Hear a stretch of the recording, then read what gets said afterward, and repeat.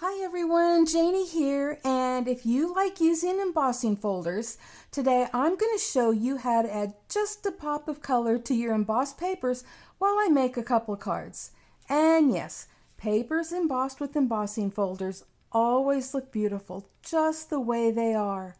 But over the years, I've run into some people that want to know how to add some color, and to be honest, a little pop of color can add something special to the embossed design. So let's head on over to the craft table and get started. So obviously, the first thing I need to do is emboss some cardstock with the In Love Arts Butterfly Embossing Folder in my Sizzix Big Shot Switch Plus. And I'm only going to be showing you the complete embossing process on this first one. For this first technique, I'm going to be using this ink blending brush that I got from In Love Arts, and I just love this brush. And I'm also going to be using Distress ink, but you can use any ink that you have. And I have a piece of paper here because I always like to dab off the excess ink off my brush before I actually use it. So let's get started. I hope you don't mind, but I'm going to put on a little music for your listening pleasure while you watch me work.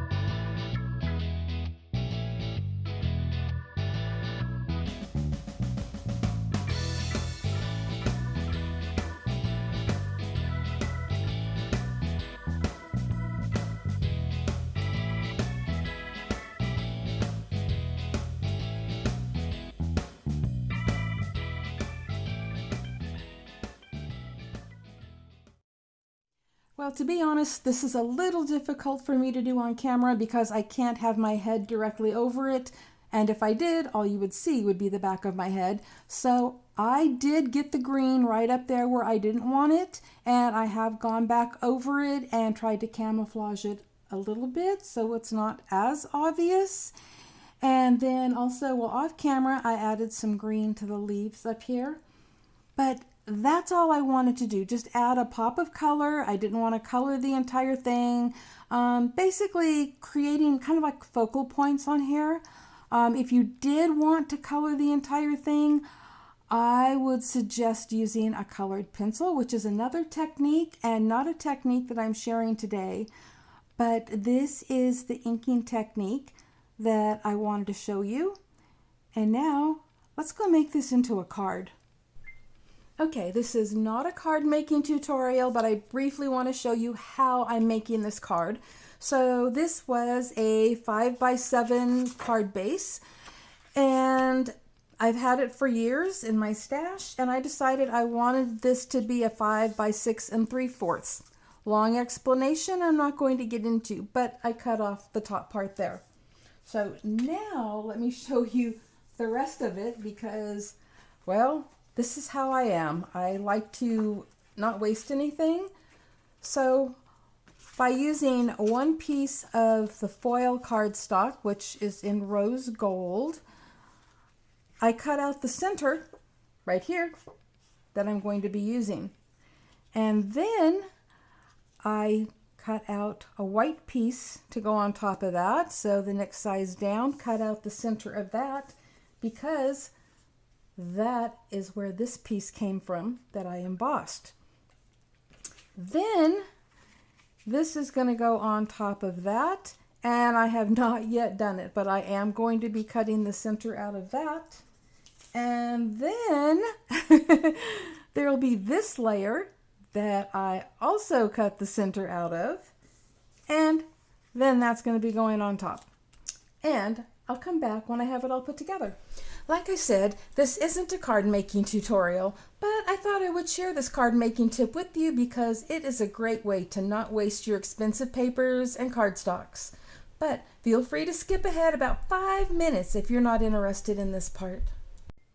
Okay, before I glue this onto the front of the card, there is something else I'm going to do to it. So as you can see, there's this empty space that goes right across here.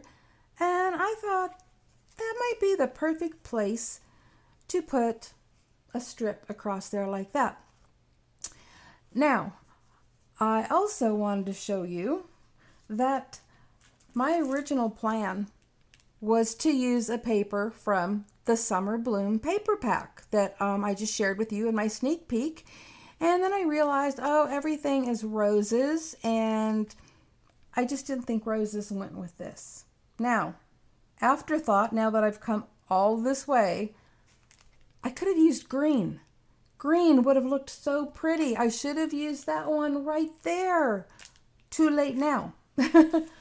But I did have this other paper pack from In Love Arts, and I'm sad to say it's out of stock right now, but it's Flowers in the Sunshine. It's actually hidden behind there.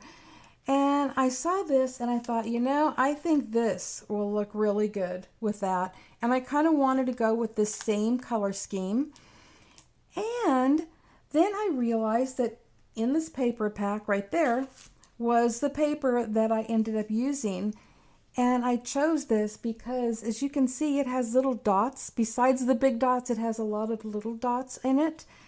And so does this embossed image. It has the little dots all over it. And I thought, that's what I want to use. So I'm not sorry that I'm using this because I had a reason behind it. But I am kicking myself because I think that green would have been perfect also. But anyways, I wanted to show you how I'm putting this on. So that was actually the whole purpose I came back to tell you, but I thought I'd share the paper with you as well. So I'm just going to add some glue to the back of this. And by the way, after I get this on, I'm not done either because I'm going to add a sentiment across there as well. Okay, so I just have to make sure that I get this on here so that it's kind of off the edge there and off the edge there. And I got some glue there, but I can get that off. Okay. There we go.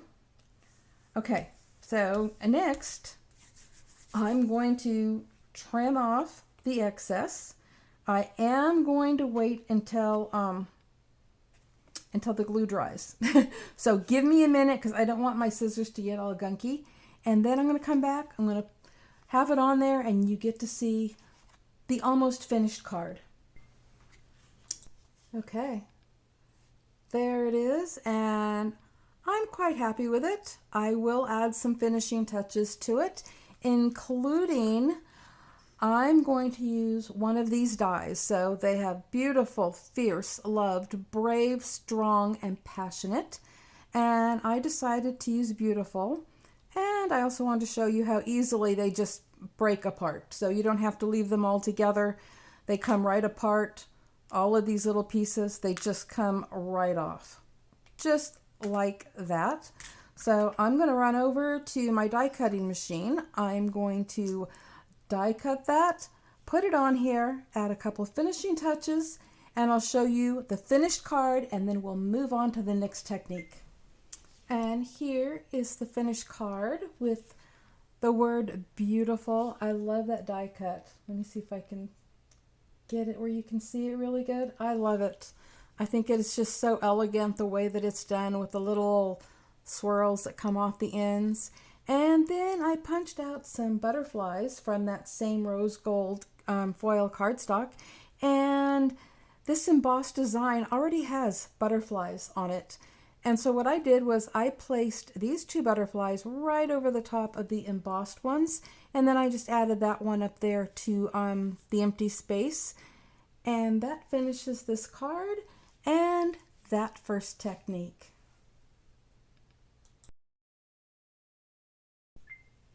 Oh, and remember all of those pieces that I cut out of the center of the other pieces? Well, look at that. There is enough left over to make another card. For this next technique, I'll be using this Sunflower and Ivy embossing folder, which is beautiful and doesn't have to be used for just square cards. You can use it to emboss any size or shape as long as it is less than 6 by 6. For this next technique, I'm going to be using my Spectrum Noir Tri-Blend markers, and you can use any alcohol ink markers you want, or regular markers, or even colored pencils. And all you're going to do is color in the areas that you want colored in. Maybe you just want one of the images colored, maybe you want a few of them, or maybe you want to color them all. That is completely up to you, depending on the look that you're going for. And in a minute, you'll see what I decided to do.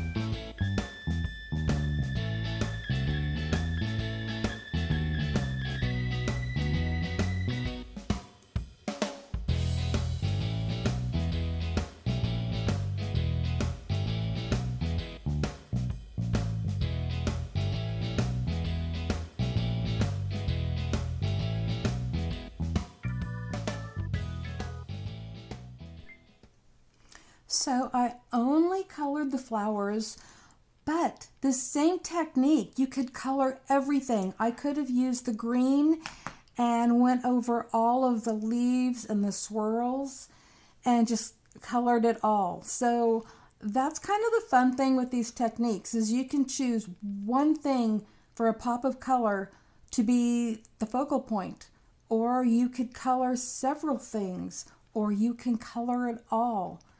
It just depends on the look that you're going for, what you want to do. But this is one of my favorite techniques, is to just use my alcohol ink markers and just color certain areas of the embossed images. And by the way, I can tell by looking at the screen that these look orange, but trust me, they are pink. What is this one called?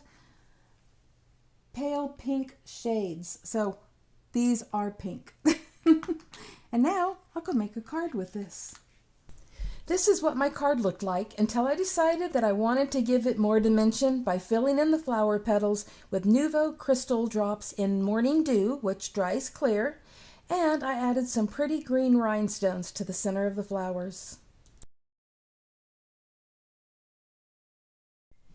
Okay, for this next technique, the embossed image needs to be pretty raised.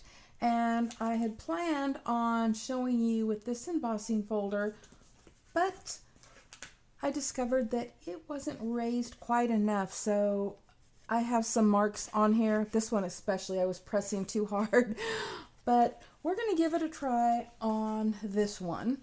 And so you need a brayer, or I prefer a brayer just because it's solid and it's not spongy, so it should stay right on top of the embossed image.